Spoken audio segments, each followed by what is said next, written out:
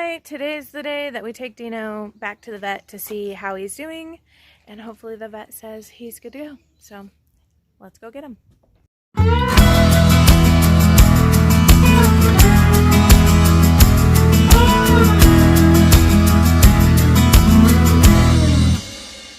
Hey Dino baby. Goodness, bud. So excited to see me, huh? Oh. You about ready to go see the vet again? Huh?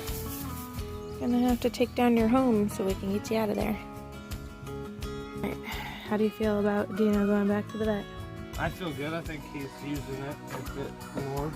So maybe he is nice and healed up. I hope so. I mean, it's still a little awkward for him, you know, and he's still off of it a little bit because he has the case or the cast or whatever. But I don't know. Yeah. I think once we get the cast off of him, then he'll start putting more pressure on it. Right, yeah. We also gotta hopefully.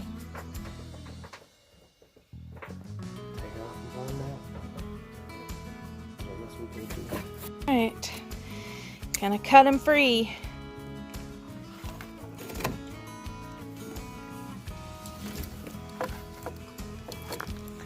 Oh, hey Dino.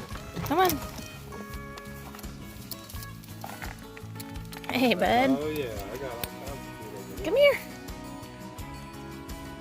You see the greens? Yep. Oh gosh. Run me over.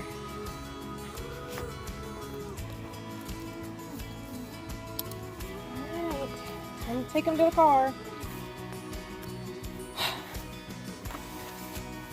Hopefully the vet says he's good to go.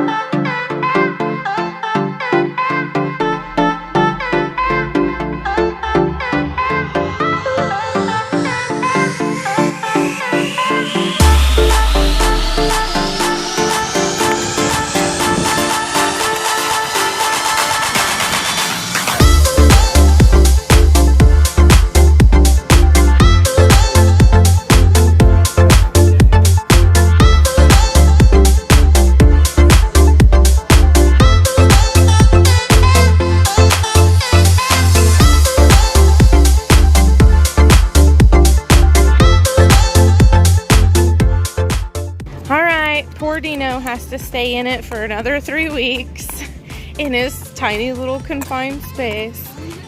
But he's getting around better and the break is starting to heal. So I said bring him back in another 3 weeks and we'll see how it goes. He's just ready to get back to that tree. I got something on the appointment. He says, that's not my tree. He just wants that tree, don't he? Yeah, he wants some tree. Don't eat the Oh goodness, there's your tree. There's your vet tree. You're gonna get real used to this tree, aren't you?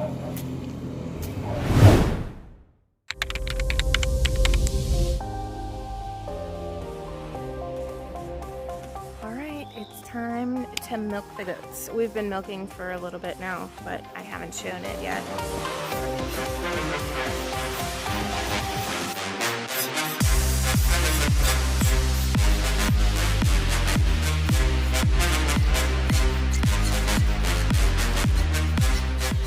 Velma, for a first-time freshener, is actually doing a fantastic job.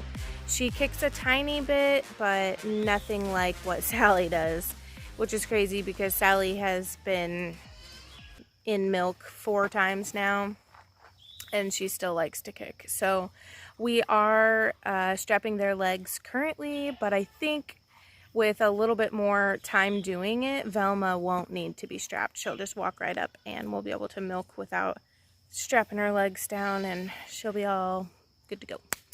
Her udder is so tiny. Her little teats are half the size of Sally's, and trying to milk her is much different than milking Sally for sure. With Sally, her teats are really large and the girls have a hard time with it, but I think that give us a few more weeks and everybody will get used to how little Velma's teats are, and we'll be able to milk her more efficiently. Currently, it takes a little bit of time to get her milked, but we're getting there and she's doing great. All right, Velma, you're all done. You can go back and be with your children now. I don't think she wants to. All right. Goodbye.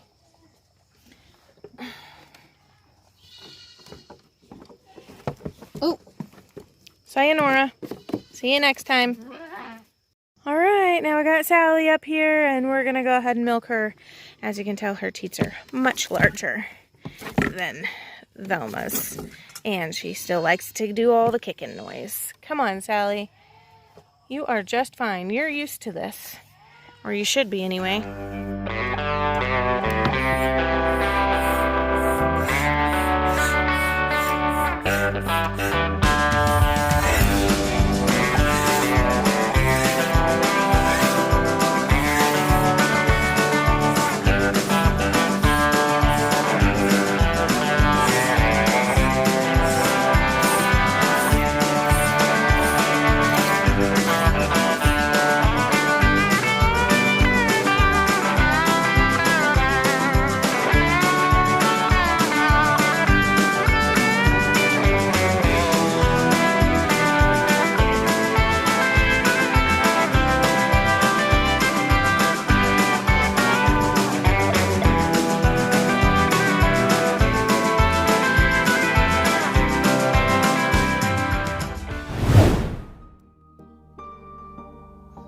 Alright guys, today we're going to make, you guessed it, homemade mozzarella.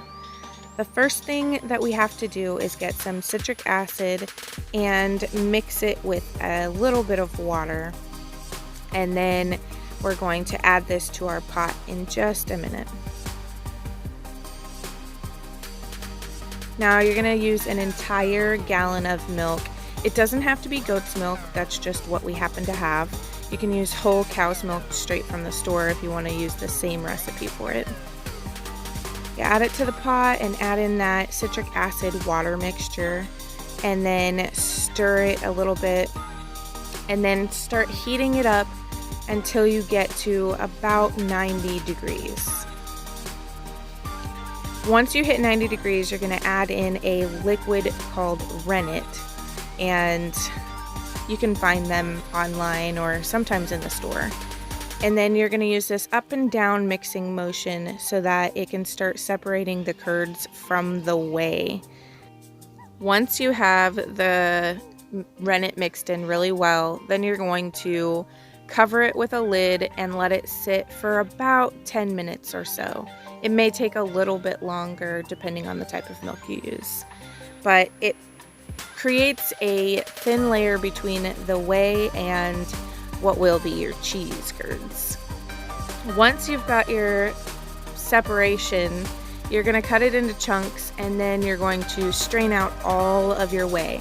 We like to keep the whey to give to our pigs, so instead of just tossing it down the sink, we're actually going to strain it into this pot and give to the pigs later because They love it. And you can also give it to your dogs. And our dog likes it too.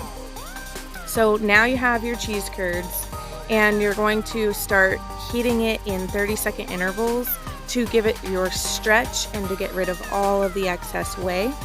And then you have lovely, stretchy, cheesy mozzarella. All right, poor Dino, back in his little hole, his little cage of a house for a little while. Got him some greens and some hay, and has to keep his little cast on for another 3 weeks. Hopefully by then we'll see significant healing and he can come out for good, but we'll keep everybody updated on him. Alright guys, that's it for this one. Hopefully Dino's leg heals out soon. As always, if you like this video, subscribe down below and give us a big thumbs up. Bye guys. Peace. We'll catch you on the next one.